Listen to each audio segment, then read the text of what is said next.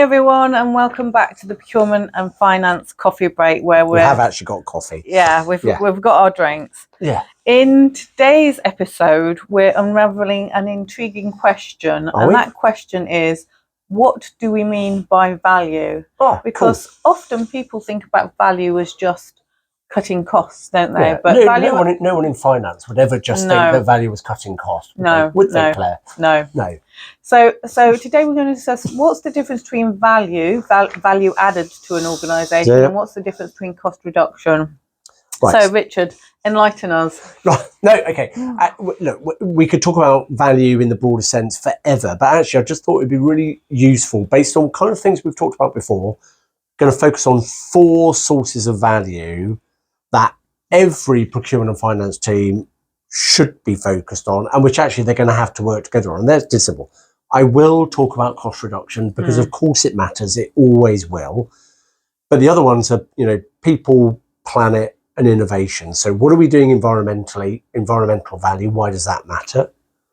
What are we doing to enhance people? And that's, we're going to have a future coffee break about diversity, but social enterprise, human rights, modern slavery, all that. And lastly, innovation, what does that mean? So, okay, I'm going to ask you so that you can talk about it. Cost reduction. All right.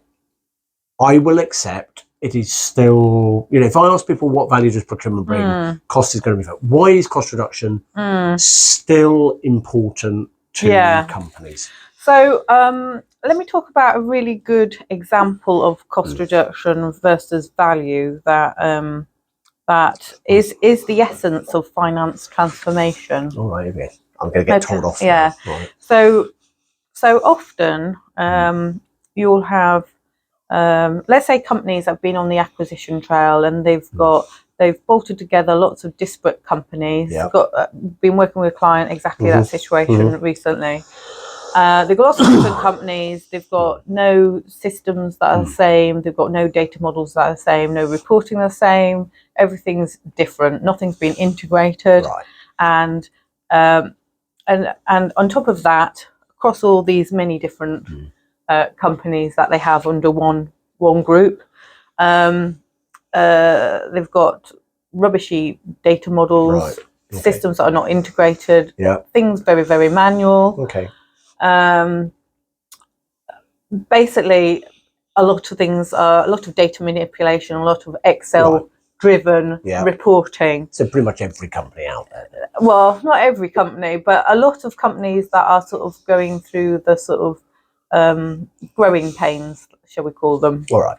So a CFO would then say to me, right, I've looked at my cost of finance across the organisation and it's like 3%, and it's far too high. It's 3% of, let's say, revenue.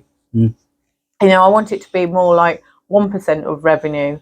And you think, okay, well, you could just look at your cost of finance and the people employed and just think, well, I'm just going to cut costs. I'm going to cut heads. I'm going to put everyone into a shared service centre, and that makes some economies of scale.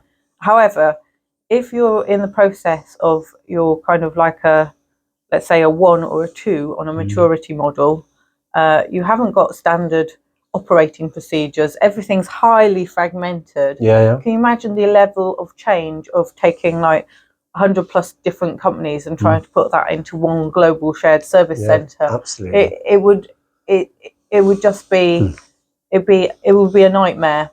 And also a massive investment. Right. So if you were going to think about the long-term value of a company like that, you'd think, well, what is the ideal state in order to reduce the cost of finance? Right. And in that situation, you can't just slash costs, because then you'd have no finance function and no reporting at all. No. Even though what they were doing was basically just being administrators, really, not really adding value to the organisation and being a business partner and providing strategic insights and having a seat at the table in terms of running the company. So that would require investment in rationalising their systems for a start, rationalising their shared service centres. So, starting to put their teams into, let's say, shared service centres in specific business units. Right. No, not going to the massive change of one global ERP or one global, because that would be too much change, too much investment, in one, and a highly risky strategy, in my opinion. But so the difference there is cost reduction, is not viable really straight away. You can't just slash your finance headcount because you'd have no function at all. But long-term value, to enable you to reduce your cost of finance, means investing and creating long-term value.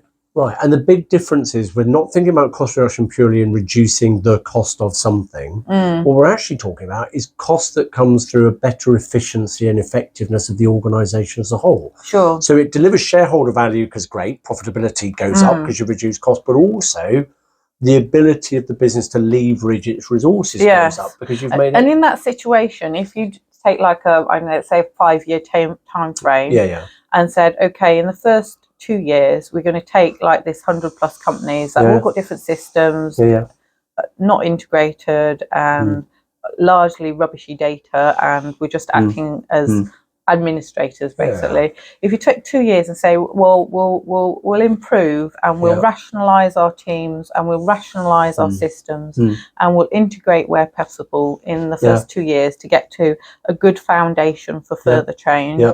And then in the, let's say, years 3 to 5, in years 3 to 5, we're going to move from that good foundation to, let's say, 2 shared service centres, maybe two platforms, in which case you can then think about, global business services where you can have standard operating procedures that can be knowledge transfer, or outsourcing. But you won't be able to get that cost of finance down until you've made that investment and change to a rationalisation and globalisation of your business instead of these 100+ fragmented businesses. So it's about cost reduction in the context of efficiency, which is sustainable. And then by the time you've got to that stage of maturity, what your goals are then is not just, I want to reduce the cost of finance. Because when you start off with a business like that, where the finance function is so fragmented and they're acting as administrators, what you find is actually the cost of finance is just a hit to the bottom line, because they are not providing contribution to the business in excess of what they cost.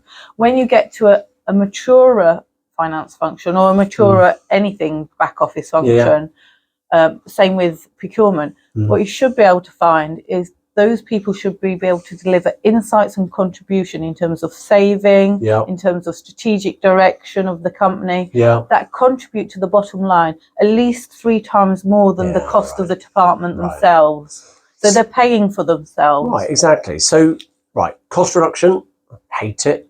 Actually, we're not talking about just shaving money off. We're talking about investing to, as part of a process of making your business more efficient and effective for the future, which brings me, I'm now going to do a different bit of value.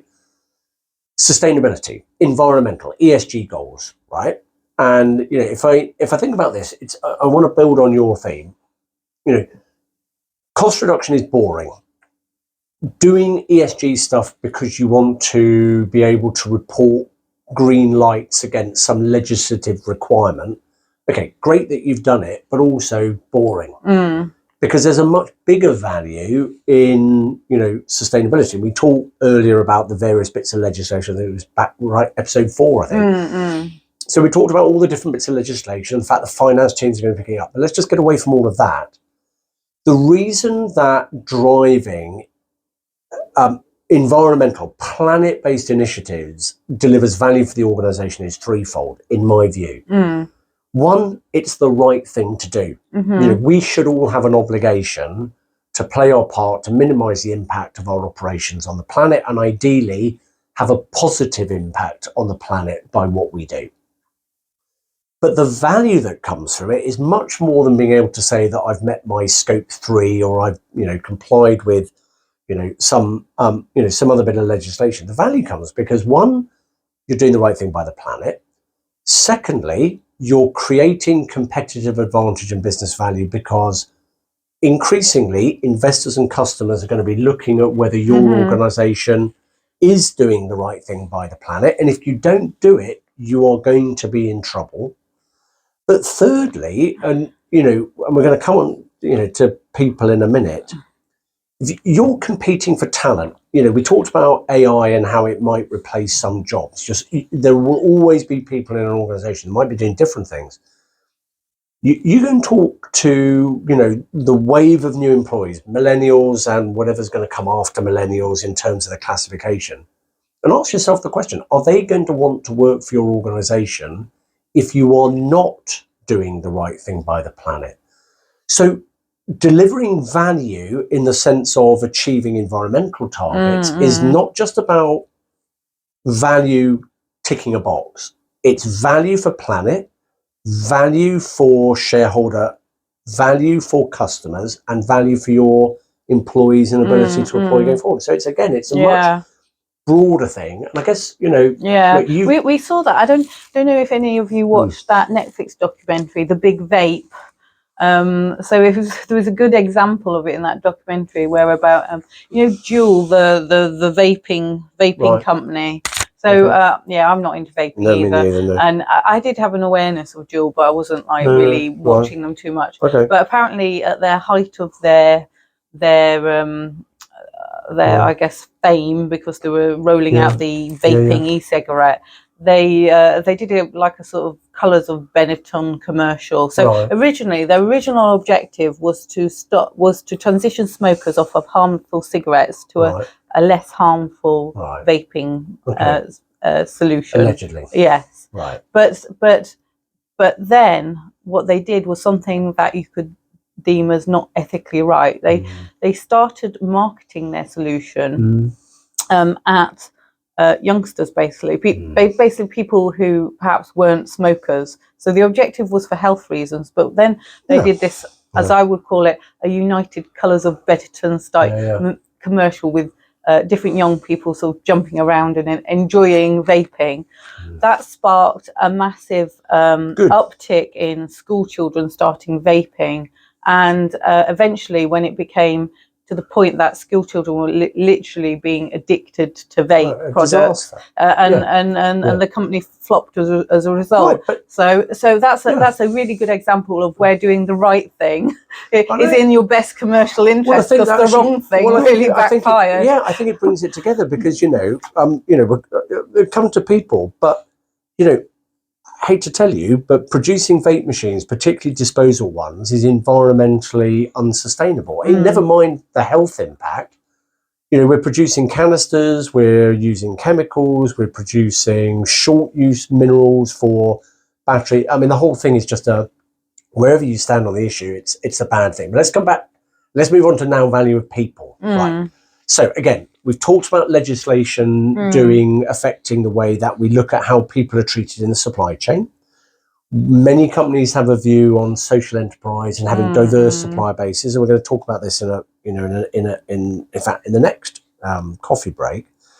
And we have diversity programs for employees and about representation, all of which are great. And again, there is a section of commentators who will look at it and say, it's just a tick box exercise. You're only doing it.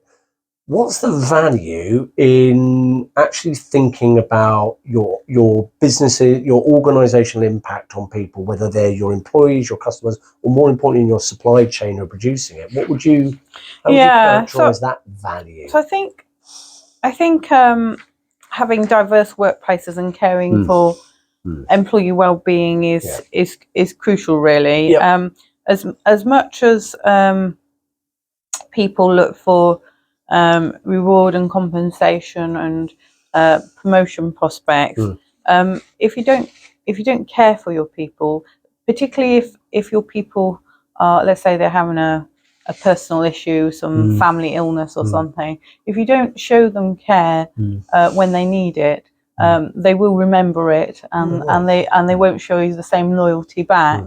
On top of that, I think we saw, ages and ages ago, we spoke about the IBM CEO. I think her name was Gina Rametti. I think it that was. was That's a good if memory. I remember well. Anyway, so the point being is innovation. So if I or you say I'm going to employ all employees, men with blue eyes that look like me and think like me, then you may not come up with some innovative approaches to problem solving. No, maybe it's a technology company like IBM was, and they want to reinvent themselves. So the idea of diversity is not just that we've got different skin colours in the workplace. It's also from an intellectual point of view that you have different thinkers who will tackle problems and have different backgrounds and perspectives that will help you be more innovative as a company. Do you know what? We'll come back to innovation in just a minute. But I mean, it just occurred to me, the reason we do sustainability, environmental, benefit to the planet, benefit to shareholders, benefit to future employees. Actually, if we think not just about diversity, but about doing the right things, like German Supply Chain Act requires you to do the right thing to make sure that your suppliers are treating their employees in the same way that we treat. It's exactly the same. It's a direct parallel to the environmental stuff. You're doing the right thing of saying to my customers and my investors, I am making sure that anybody that's connected with my business's product or service, they are being looked after in the same way that I would look after. And that's actually a really important thing. It should be value in the sense that you are doing your bit to improve the rights of workers and human rights. And the other thing I would say is, as an employer, there's two things to think. One about if you don't show you care and respect your workforce.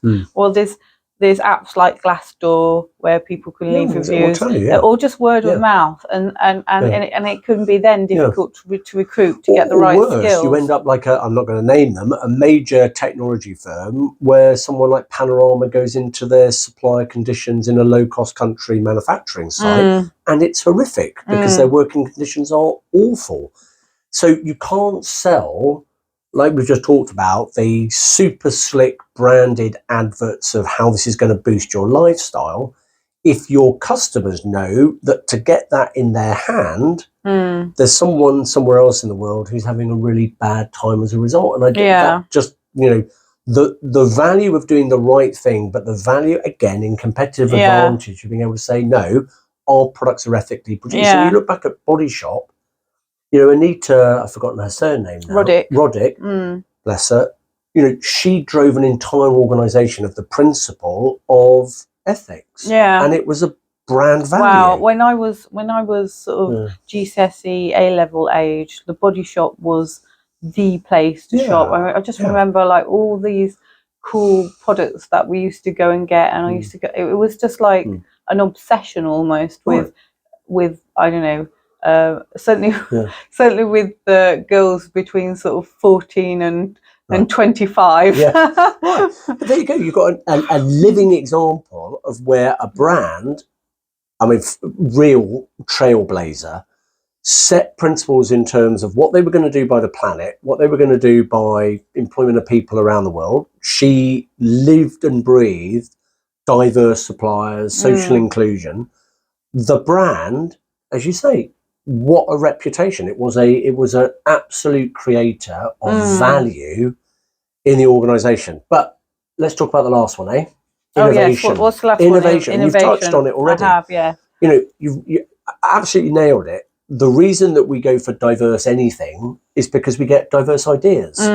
Different people with different perspectives come up with great stuff. Do you know what the problem is with innovation? What? How do you measure it? Yeah. What is the measure of innovation? How do I go to some hard-nosed CFO and say... I read something about this. Where was it? I'm not sure what company it was. I've forgotten. But I read a company. It was on LinkedIn. I can't remember who it was. It was a well-known company. Doesn't matter. Sorry, I'm having a senior moment. But anyway, they'd introduced a head of failure. And the head of failure had to encourage them to come up with creative innovations. And the idea is they wanted their employees to fail more with their innovations, but they Wow. wanted them to be more creative. I think it's a really well-known Do you know company, what? but I'm Well, just we'll having look it up, and if we find it, we'll share it in the yeah, we bio. will. But I thought, what? What a Imagine brilliant it was a idea. lady. I remember it's a lady with brown hair in a bob. I remember her face, and I thought, imagine that saying, "I'm head of failure." Head of failure.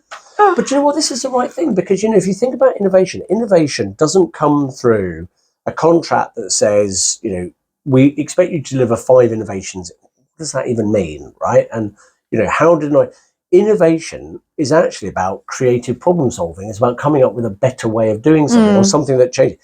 And actually, that's a cultural thing. And you know, head of failure is a brilliant example of where you shift the culture. I mean, you look at IT. The whole principle around agile and fast fail is that you test something and see if it works. So innovation is about how do you bring people in and recognize whether it actually is changing both your culture and the way that you bring better things to market. So there you go. Okay. 4 good things. Right. We have to go. We have to go, but never mind.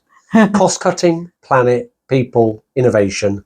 Look not just at what they are, but at what they can bring to your customers, to your organization, to your employees, and to your suppliers, because they're all sources of competitive advantage. Great. Until next time. Bye-bye. Bye. Sorry, just...